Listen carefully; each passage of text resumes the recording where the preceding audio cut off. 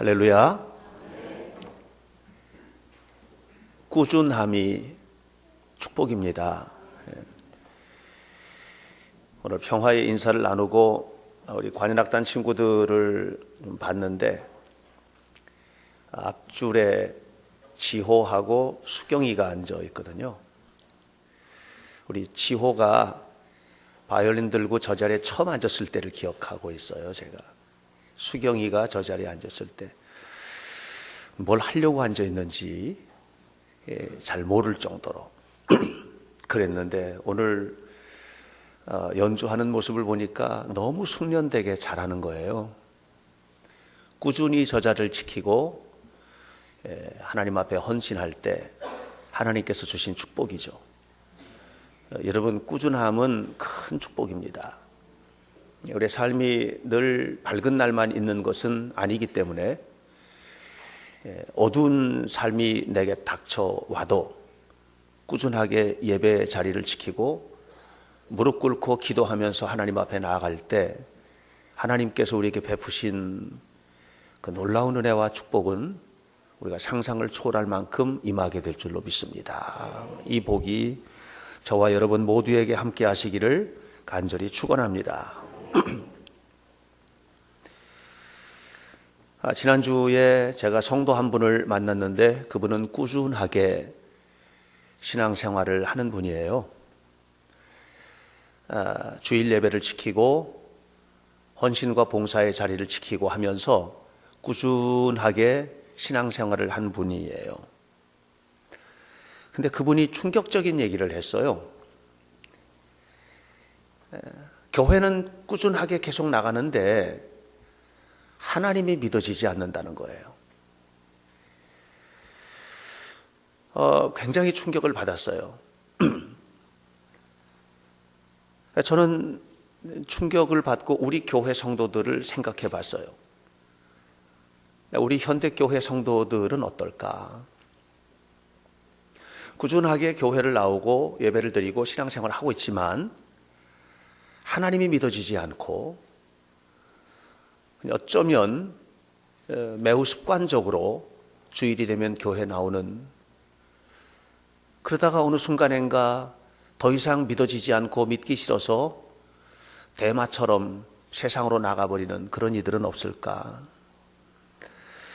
결국 교회를 다니지만 하나님이 믿어지지 않는다는 고백은 그 한 사람의 고백이 아니고 어쩌면 우리 모두의 고백일 수도 있겠다는 생각이 들었습니다. 왜 교회를 다니는데 하나님이 믿어지지 않을까? 그것은 매우 단순한 데서 저는 해답을 찾을 수 있어요. 그것은 하나님이 안 보이고 하나님의 음성이 들려지지 않기 때문이죠. 이건 매우 단순한 문제 같지만 또 알고 보면 매우 복잡한 얘기예요.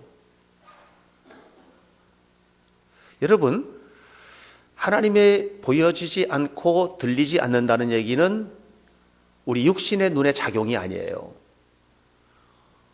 우리 육신의 눈을 가지고, 이 눈을 가지고 하나님을 보고 이 귀를 가지고 하나님을 듣겠다고 한다면 그나마 이단이나 사이비 쪽으로 흘러갈 가능성이 매우 높아요. 영의 일은 영으로 분별하는 것이거든요. 영적인 눈이 열려야 되는 거예요. 제가 우리 아이들 데리고 내일도 한 주간 동안 또 남도 기행을 갑니다. 우리 아이들 새벽 2시에 모일 거예요. 그리고 출발해서 진도에 있는 남도 석성이라고 하는 곳에 도착하면 아마 7시쯤 도착을 할 예정이에요. 거기서 아침 먹고 프로그램 시작하는데요. 이렇게 아이들 데리고 이제 역사나 문화나 이런 쪽을 가르치고 지도하면서 다니다 보면 별별 게 다 보여요, 제 눈에는.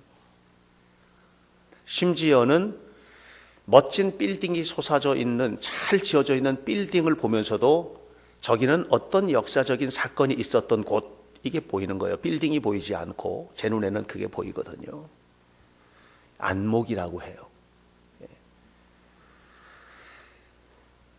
저는 병아리를 보면서 이게 암컷 병아리인지 수컷 병아리인지 그걸 모르는데 감별사들은 쓱 보면 안 돼요. 안목이라고 해요. 하나님은 이 눈으로 보는 게 아니에요. 하나님의 음성은 이 귀로 듣는 게 아니에요. 영적으로 열려지시기를 축원합니다. 그러면 들려지고 보여지고 되는 거거든요. 하나님과 동행하는 삶이 내 삶 속에 얼마나 구체적으로 이루어지는지 하는 것이 알게 되는 것이죠. 그런데 이게 열려지지 않으면 죄를 지으면서도 죄인 줄 몰라요. 이게 열려지지 않으면 내가 지금 망할 길을 가면서도 이게 망할 길인 줄을 몰라요. 이게 열려지지 않으면 뭐가 선인지 뭐가 악인지 이거를 모르는 거예요. 그러니까 결국은 뭐냐면 인생에서 가장 중요한 것들을 모르고 사는 거예요. 내가 살면서 인생에서 살아가는 동안에 내 인생에 정말 중요한 것들이 있는데 이걸 모르고 사는 거죠. 오늘 성경 본문에 보면 예수님께서 귀신 들린 한 아이를 고쳐주시는 장면이 나옵니다. 이 귀신 들린 한 아이를 고쳐주기 전에 예수님은 예수님의 사랑하는 제자 3명을 데리고 변화산 위에 올라가셨어요. 높은 산 위에 올라가셔서 영광스럽게 변화된 거예요. 전에는 전혀 보지 못했던 세계를 본 거예요. 너무너무 감격이 되니까 베드로와 야고보와 요한이 너무 감격이 되니까 여기 그냥 살겠다는 거죠. 은혜를 받으면 교회가 좋아져요. 은혜를 받으면 하나님의 일이 좋아지고요. 은혜를 받으면 전에 내가 하던 일뿐만 아니라 그거보다 더 소중한 일이 있다는 것을 알게 돼요. 예수님께서 너희 여기 너무 좋지, 그러니까 여기 머물러 살자 이렇게 하지 않으시고 저 밑으로 내려가자 하셨어요. 그 밑에는 뭐가 있느냐 하면 먹고 사는 문제가 있는 거예요. 그 밑에는 온갖 혼란스러운 일들이 있는 거예요. 회사를 경영하는데 직원들이 말썽을 피워가지고 힘든 세상이 있고요. 수능을 앞두고 있는 자녀들, 우리 교회 8명 이번에 시험 치는데 수능을 앞둔 자녀들 때문에 너무 힘들고 이걸 어떻게 하면 좋을까, 잘 들어가야 될 텐데 이런 고민이 있는 세상이 거기 있고요. 그 밑에 내려가면 그곳에는 인간관계의 고통스러운 현장이 거기에 있고요. 몸이 너무 아파서 이 몸뚱이 좀 건강하게 살고 싶은데 건강하지 못한 그런 현장들이 거기 있는 거예요. 근데 예수님은 사실 거기 안 갔으면 좋겠는데 그리 내려가자고 하셨어요. 그리고 내려왔어요. 아니나 다를까 내려왔더니 거기에 그런 문제가 있는 거예요. 내려오자마자 예수님과 함께 했던 제자들이 만난 것은 뭐냐 하면 바로 그곳에 귀신 들린 아이를 데리고 온 아버지, 귀신 들려서 눈이 돌아가고 발버둥을 치고 거품을 불고 있는 아이를 데리고 온 아버지를 그곳에서 만났어요. 아이 아버지가 예수님께 부탁을 합니다. 그자 예수님께서 단번에 그 귀신을 쫓아주셨죠. 놀라운 것은 제자들이 그 아이에게 들렸던 귀신을 쫓아내지 못했었다는 거죠. 예수님께서 변화산 위에 올라가셨을 때 이 아이 아버지는 그곳에 왔고 예수님 안 계신 곳에 제자들은 그 아이에게서 귀신이 쫓아나가도록 위해서 열심히 기도했는데 아무런 일도 일어나지 않은 거예요. 그래서 제자들이 물었죠. 예수님, 우리는 안 되는데 왜 예수님 되는 거예요 도대체? 그랬더니 주님께서 이렇게 말씀하셨어요. 기도 안 해서 그렇다. 기도 안 해서. 기도 외에는 아무것도 할 수가 없다. 그렇게 얘기하셨어요. 기도를 안 해서 그런 거야. 여러분 문제가 왜 해결 안 되는 줄 아세요? 기도 안 해서 그래요. 기도를 해야 되는 거예요. 자, 여기서 기도한다는 말이 무슨 말인지가 매우 중요해요. 여러분, 예수님의 제자들이 그 귀신 들린 아이를 고치려고 했을 때 열심히 노력을 했죠. 근데 제자들은 그것을 고칠 만한 능력을 가진 자들이 아닌 거예요. 예수님이 기도 안 해서 그래 라고 얘기한 건 뭐냐면 이 문제는 하나님께서 하실 일이라는 거죠. 하나님께서 하실 일이에요. 기도한다는 건 뭐예요? 하나님께서 해달라는 거예요. 여러분, 우리가 씨름하고 사는 인생의 문제들이 너무 많아요. 이 씨름하고 살고 있는 이 인생의 수많은 문제들을 우리가 해결할 수 있는 게 아니라는 거죠. 이걸 놓치면 안 돼요. 한 해가 이제 갑니다. 교회력 상으로는 11월 29일부터 새해가 시작이에요. 대강절이 그때 시작되거든요. 그러니까 한 해가 끝나고 또 한 해가 시작이 되는 거예요. 세상의 달력으로는 12월이 끝이죠. 저는 그래서 11월과 12월 그리고 1월 이 한 분기를 이 경계를 넘어가는 시기로 생각을 해요. 경계를. 2015년을 가지고 내가 이제 뭘 할 수 있는 시간이 이제 별로 없는 거예요. 2016년을 기대하지만 그 해는 아직 돌아오지 않았어요. 우리는 어쩌면 그 경계에 서 있는데 이 경계, 이 마지널리티, 경계, 변두리, 이 경계에 선 우리가 정말 가슴에 담고 이 경계선을 넘어야 할 것이 있다면 그게 뭘까? 기도라는 거죠. 기도하면서 한 해를 마무리하고 또 기도하면서 한 해를 준비하고 내가 지금까지 살아온 모든 것이 내 힘으로 이루어지려고 노력을 했었다면 그 모든 것들을 겸손히 회개하고 하나님께서 하신다는 기도 외에는 이런 종류가 나갈 수 없다. 기도 외에는 네 문제가 해결되지 않는다. 기도 외에는 안 된다. 내 능력과 내 힘 가지고 되는 것이 아니다. 이런 것을 철저히 깨닫고 하나님 앞에 세워지게 되시기를 바랍니다. 에스겔서 36장 36절을 보면 거기서 에스겔 선지자에게 하나님 말씀하셨어요. 네, 하나님께서 이렇게 말씀하셨어요. 이 성경 안에 있는 모든 것들을 나 여호와가 말하였으니 또한 이루리라 이렇게 말씀하셨어요. 하나님께서 말씀하신 거니까 다 이루어 주겠다는 거예요. 그런데 37절에 기가 막힌 얘기를 한마디 더 하고 계세요. 그건 뭐냐면 그리할지라도 너희가 구하여야 할지니라 그랬어요. 구하여야 할지니라. 이 안에 수많은 약속들을 내가 너희에게 다 약속했으니까 이루어 줄 거야. 그런데 그리할지라도 구하여야 할지니라. 구해야 된다는 거죠. 기도가 그만큼 중요해요. 기도라는 게 뭐예요? 하나님께서 하시는 거거든요. 내 삶을 하나님께서 이끌어 가시는 거거든요. 그러니까 우리가 새벽에도 기도하고 새벽에 나오기를 어려운 사람들은 저는 그런 사람도 봤어요. 퇴근길에 와서 기도를 하고 가는 거예요. 참.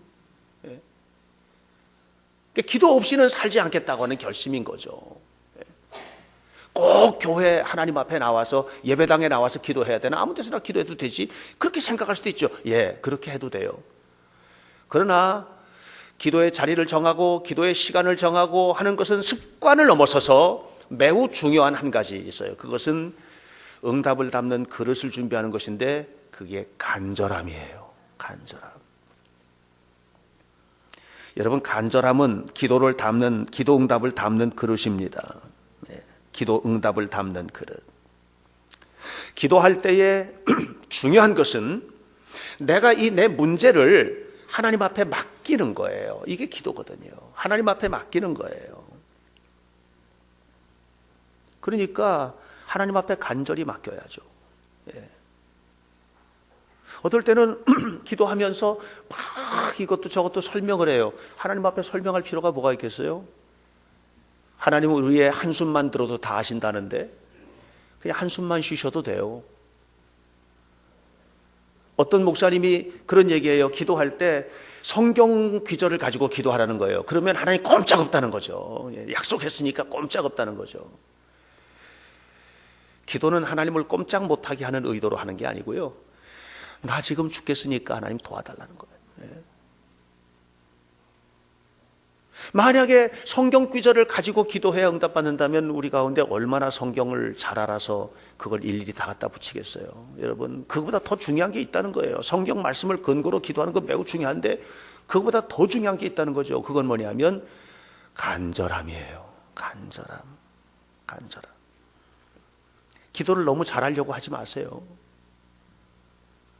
대표 기도자들이 나와서 대표 기도하잖아요. 대표 기도를 할 때도 우리 성도들을 대표해서 하나님 앞에 기도하는 건데, 대표 기도를 할 때도 여러분, 우리가 정말 좋은 말로 기도해서 은혜를 받고 그 마음이 함께 감정이입이 돼서 하나님 앞에 올려지는 것이 아니고 간절함이 통할 때,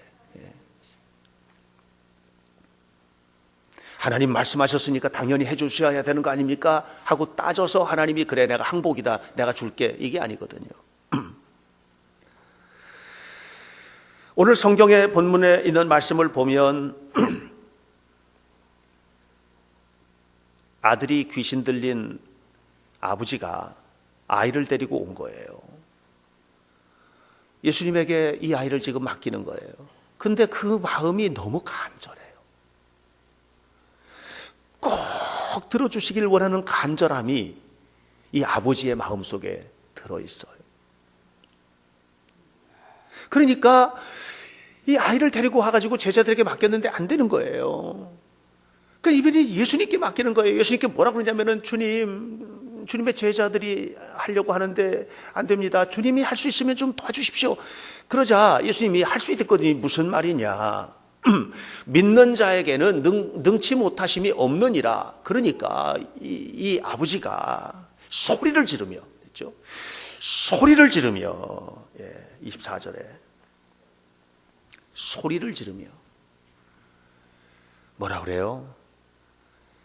내가 잘못했습니다. 나 믿음 없는 것을 도와주세요.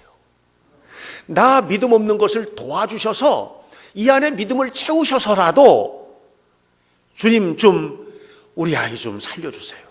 이런 얘기죠. 간절함입니다. 저는 어디 가서 기도할 때가 많이 있습니다. 목사님들 모이면 박 목사님 기도하세요. 이러면 또 기도하죠. 또 어떤 작은 모임이나 큰 모임이나 목사들이 모이거나 성도들이 모이면 기도로 시작하잖아요. 그러면 목사님 기도해 주세요. 이렇게 기도하고 또 제가 맡고 있는 직책들이 있으니까 그런 모임들 모여서도 기도할 때가 있어요. 기도를 하면 사람들이 그런 얘기를 해요. 목사님은 기도가 참 좋다고 그래요. 기도가 참 좋다고. 근데 저는 그 소리는 못 들어봤어요. 목사님 기도가 간절하다고 이 소리를 못 들어본 거예요. 기도가 좋다는 얘기를 들으면서 제가 무슨 생각을 하게 됐느냐 하면 이런 거죠. 사람 들으라고 기도하는구나 내가. 사람 들으라고 기도하는구나. 여러분 사람 들으라고 기도해서 응답되는 게 아니잖아요. 기도는 하나님 앞에 하는 것이죠. 그래서 정말 간절한 기도는 말 못하면 어때요? 말을 잘 못해도 괜찮아요. 끙끙 앓기만 해도 돼요. 말이 어눌하면 어때요? 기도를 잘 못해서 기도 자리에 못 오세요? 눈을 감고 하나님만 생각해도 알아요. 하나님은 간절함이 통하는 거죠. 지금부터 20년도 더 된 일이에요. 제가 처음 목회하던 곳에 산골짜기 한 작은 교회가 아주 오래됐는데 그 오래된 교회가 교회를 다시 수리를 했어요. 수리를 했는데 그 안에 있는 걸 다 뜯어고치고 그냥 의자도 다 낡고 했으니까 다 교체하고 했는데 이제 빚을 지고 이렇게 해서 수리를 했어요. 근데 그 교회가 어려운 교회다 보니까 작은 교회다 보니까 그걸 다 감당할 만한 능력이 안 되고 그래도 다 수리를 했기 때문에 지방 목사님들도 초청하고 아는 분들도 초청하고 해가지고 감사 예배를 드리는 거예요. 그 교회 연세 드신 장로님이 한 분이신데 이 장로님이 나와서 기도를 하시는데 그 기도가 가슴을 때리는 거예요. 가슴을. 뭐라고 기도를 하셨냐면 이렇게 했어요. 하나님, 이제 우리는 어떻게 해야 합니까? 이렇게 하는 거예요. 이렇게 다 뜯어고치기는 했는데 이제는 어떻게 해야 하죠? 어떻게 해야 합니까? 말이죠. 그분은 구구절절이 아름다운 기도를 한 것도 아니고 기도 중간에 쉬었다가 울먹이면서 또 하나님 앞에 이 아름다운 것을 주신 것을 감사한데 이제 우리가 어떻게 해야 할지 하나님께서 보여달라고 이 기도를 했어요. 그런데 놀랍게도 그 기도는 예배가 끝나기 전에도 응답되었어요. 그 예배에 참석했던 어떤 한 분이 그 교회가 감당해야 될 모든 것을 혼자서 담당하기로 약속을 했거든요. 청산유수와 같은 기도가 아니고 이 장로님의 간절한 기도가 하나님 앞에 응답되었고, 그리고 그 교회가 가지고 있는 정말 큰 짐과 부담이 덜어져 내린 것이죠. 사랑하는 여러분, 여러분의 기도의 응답은 간절함의 그릇에 담깁니다. 그러므로 오늘 성경에 귀신 들린 아이의 아버지가 예수님 앞에 간절하듯 그 간절함을 여러분의 기도 속에 담으시기를 바랍니다. 그리고 응답의 축복을 누리는 여러분들이 되시기를 주의 이름으로 간절히 축원합니다. 그런데 이 기도하는 과정에서 매우 중요한 것이 오늘 성경을 통해서 우리가 깨닫게 되는데, 그것은 뭐냐면은 이 기도자가 예수님 앞에서 기도하고 있고 부탁하고 있고, 그리고 예수님과 계속해서 인격적으로 만나고 있다는 거예요. 인격적으로. 여러분, 기도의 줄기는 뭐냐 하면, 기도를 할 때 그 기도의 내용은 간절함인데 그 간절함이 나한테만 있는 것이 아니라 주고자 하는 예수님의 마음에도 간절함이 있는 거예요. 여러분, 주님은 정말 주고 싶어 하시거든요. 주님의 마음에도 간절함이 있어요. 그러니까 나의 간절함과 주님의 간절함이 끊임없이 만나는 거예요. 이게 인격적 교감이라고 해요. 사랑은 그때 결실을 맺고 결혼으로 들어가는 거거든요. 나의 뜨거운 사랑과 너의 뜨거운 사랑이 만나서 결혼하는 거 아니겠어요? 이 사랑이 한쪽에서만 가면 그건 뭐예요? 짝사랑이 아니겠어요? 여러분, 우리가 우리의 간절함을 하나님 앞에 드리는데 이보다도 먼저 하나님은 우리에게 주시기를 원하는 간절함이 있다는 거죠. 예수님은 마태복음 6장 7절에서 기도할 때 중언부언하지 말래요. 중언부언하지 말라는 말이 뭐냐면은 횡설수설하지 말라는 거예요. 되풀이하는 기도하지 말라는 거예요. 계속 되풀이하는 기도 있어요. 그런 기도하지 말라는 거예요. 남묘호랑개교처럼. 걔네들은 계속해서 되풀이만 하죠. 남묘호랑개교, 남묘호랑개교, 남묘호랑개교. 그렇게 기도하잖아요. 되풀이하는 기도 말고 주술적인 기도가 아니라, 이 되풀이한다는 말과 반복한다는 말은 달라요. 하나님, 저를 좀 보십시오. 제 가슴에 멍든 가슴을 보십시오. 하나님, 내가 지금 이렇게 힘듭니다. 하나님 도와주세요. 하나님 지금 보십니까? 내 가슴을 보시고 하나님 도와주세요. 하나님 제발 원합니다. 계속해서 반복하는 이 기도는 간절함의 표현일 수 있지만, 주술처럼 주문을 외우는 것처럼 그렇게 맨날 똑같은 기도를 반복하고 또 반복하고 또 반복하면서 이 간절함이 사라진 입술의 고백인 주술과 같은 기도는 응답되지 않습니다. 하나님은 알라딘의 마술 램프에서 주인님 하고 나오는 지니라는 요정이 아닙니다. 그 지니는 인격적으로, 그 지니 이 마술 램프의 요정과 인격적으로 만나지 않아도 램프만 문지르면 뿅 하고 나와서 주인님 뭘 할까요? 그러면 선한 일이든 악한 일이든 시키는 대로 다 합니다. 하나님은 그런 하나님이 아니에요. 우리 하나님은 나를 사람으로 만나길 원하시고 성도로 만나길 원하세요. 저는 제가 성직자라고 하는 그런 말로 불려지는 걸 즐거워해요. 거룩하게 직분을 맡은 사람이라는 거죠. 저는 여러분들이 성도라고 할 때 성도는 뭐예요? 거룩한 백성이라는 거거든요. 그럼 달라야 돼요. 거룩한 백성은 사는 게 달라야 돼요. 생각하는 게 달라야 돼요. 거룩한 백성은 하나님의 백성이에요. 하나님과 만나는 사람이에요. 하나님과 만나서 하나님과 대화 나누는 사람이에요. 오늘 성경 본문에 이 사람은, 이 아버지는 계속해서 예수님과 대화 나누면서 그 대화가 깊어지고 있는 것을 봐요. 21절에서 예수님께서 언제부터 그랬냐? 아버지가 말합니다. 어려서부터 그랬는데 불에도 들어가고 물에도 빠지고 얘가 그냥 너무 힘들었습니다. 22절에 그런데 주님 뭐 할 수 있으면 좀 도와주세요.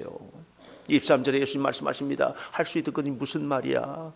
네가 믿어야만 기적을 볼 텐데 믿어야만 한다. 그러자 24절에 말씀은 나의 믿음 없는 것을 도와주십시오.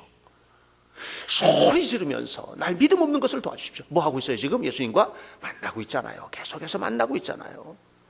이 인격적인 만남, 거룩한 만남 속에서 간절함이 깊어지고 그리고 그 속에 응답이 임하게 되는 것을 기억하시기를 바랍니다. 그러면 기도도 달라지거든요. 어떤 목사님이 그러더라고요. 이 기도에 대한 얘기 서로 나누다가 하는 얘기가, 이 교회에 새로 나온 새신자가 있었는데 이 새 가족이, 새신자가 술집을 경영하는 사람이 전도를 받고 온 거예요. 와가지고 기도를 하는데 무슨 기도를 하냐면 하나님 하는 사업이 잘 되게 해주옵소서 하고 기도를 했다는 거예요. 이게 이제 너무 간절하니까 응답이 돼야 될 텐데, 그럼 이제 술집이 잘 돼야 되는데, 예. 그런데 하나님께서 그 기도에 어떻게 응답을 하셨느냐 하면 술집이 안 되게 응답을 하신 거예요. 그리고 이 사람이 기도 가운데 하나님과 깊어지면서 깨닫게 된 거예요. 내 사업을 바꿔야 되겠다. 그래가지고 사업을 바꿨어요. 예. 오렌지 이런 음료 파는 이쪽으로. 너무 사업이 잘 돼가지고 축복을 받았다는 거죠. 오늘 사랑하는 여러분, 인격적으로 만난다는 것은 일방적이지 않다는 거예요. 나 혼자서 내가 원하는 거 아니에요. 그러니까는 기도한 가운데 하나님 앞에 말하고 주님의 음성을 듣고, 여러분 내가 기도했어요. 그 기도한 것에 대해서 주님의 음성이 지금 설교를 통해서도 들려질 수 있어요. 아셨어요? 성경을 읽을 때도 들려질 수 있어요. 여러분 기도하는데 마음으로 깨달음으로 들려질 수도 있어요. 여러분 그러니까 주님과 끊임없이 대화 나누는 인격적인 교제 속에서 우리 하나님의 응답을 받아야 된다는 거죠.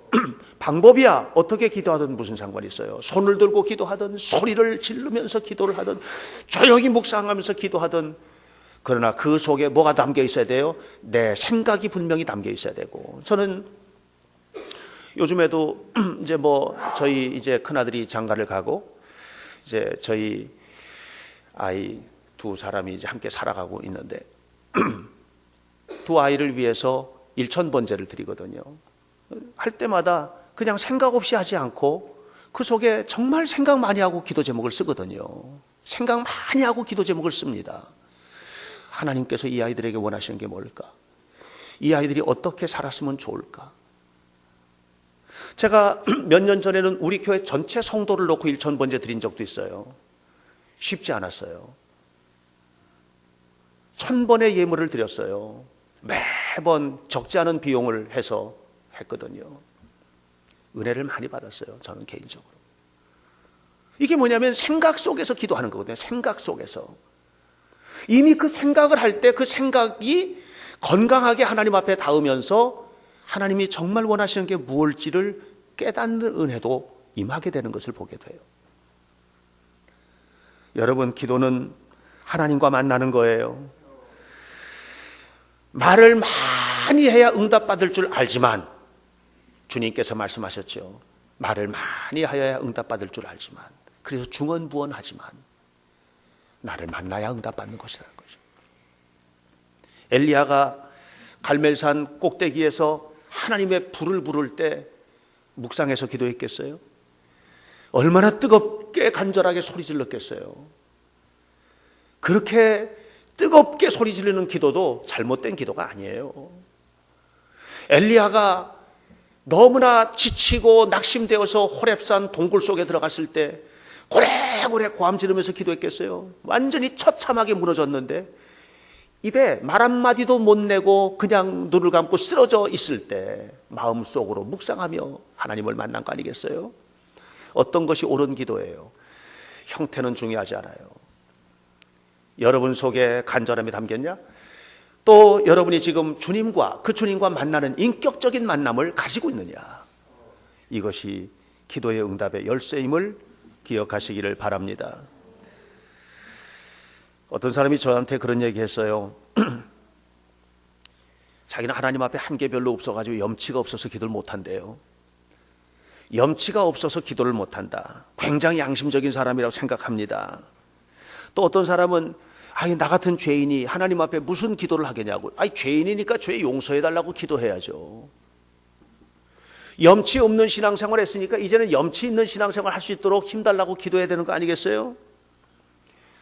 그것뿐만 아니라 어떤 것이든지 내 삶에 부족한 것들은 하나님 앞에 마음껏 기도할 수 있는 거 아니겠어요? 기도는 내가 할 수 있는 자격을 갖춰서 하는 게 아니에요.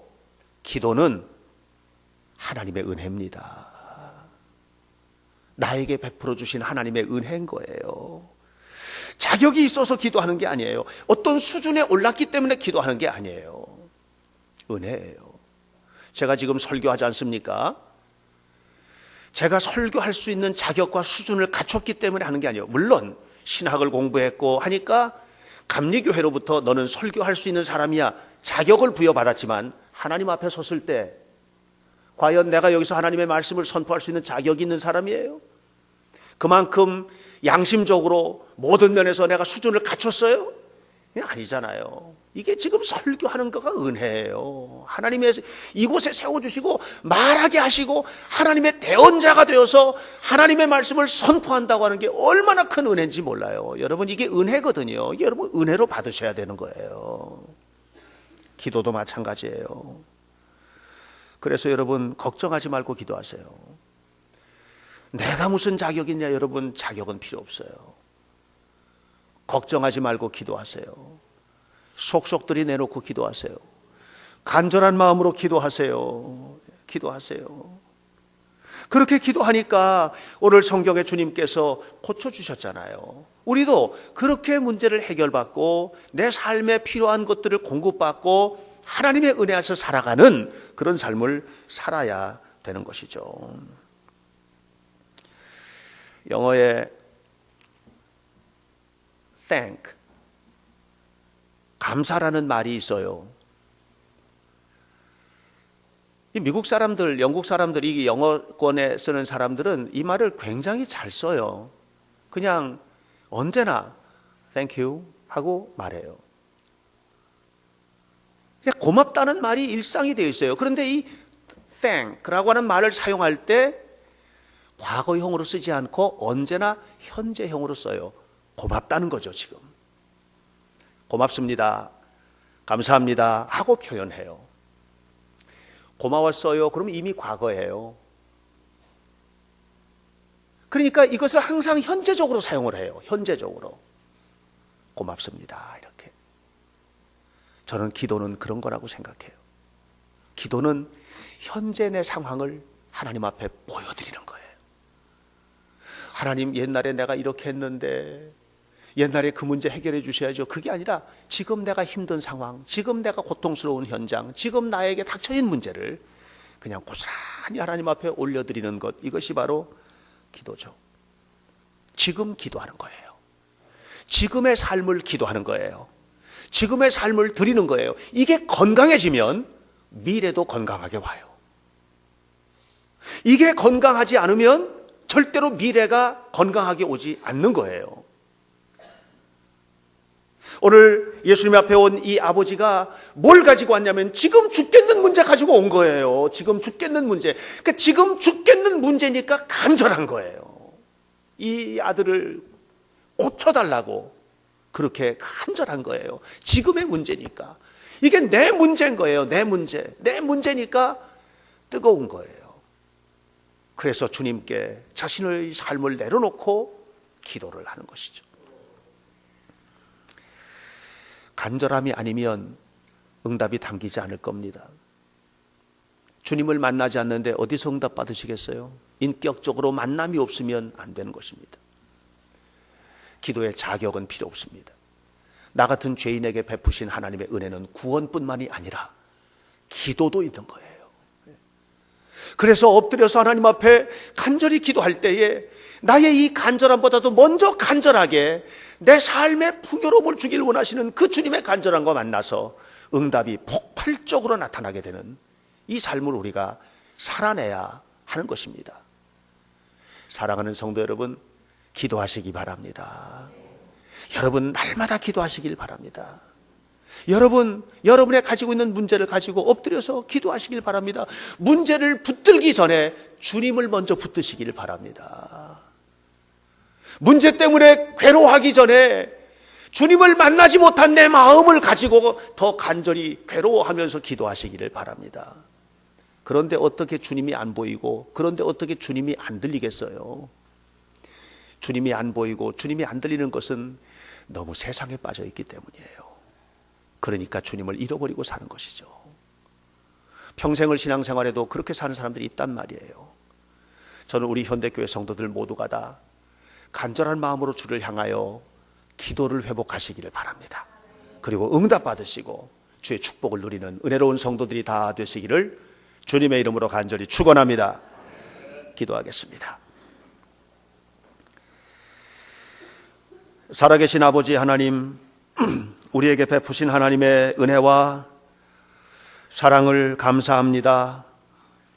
여호와 하나님께서 나 같은 죄인에게까지 베푸신 은혜가 너무 큰데 구원받은 은혜, 이것을 무엇으로 바꿀 수가 있겠나이까? 아버지 하나님, 그러나 나 같은 죄인에게 일상에 베푸신 또 다른 은혜는 기도의 자격자가 되게 하신 것인 줄 믿습니다.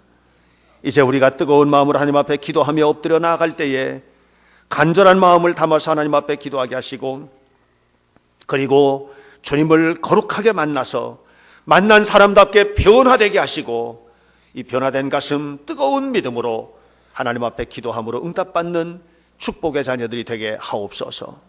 오늘도 우리와 함께 하시고 우리의 기도의 응답을 간절히 원하시며 기도를 받기를 원하시는 예수님의 이름으로 기도하옵나이다. 아멘.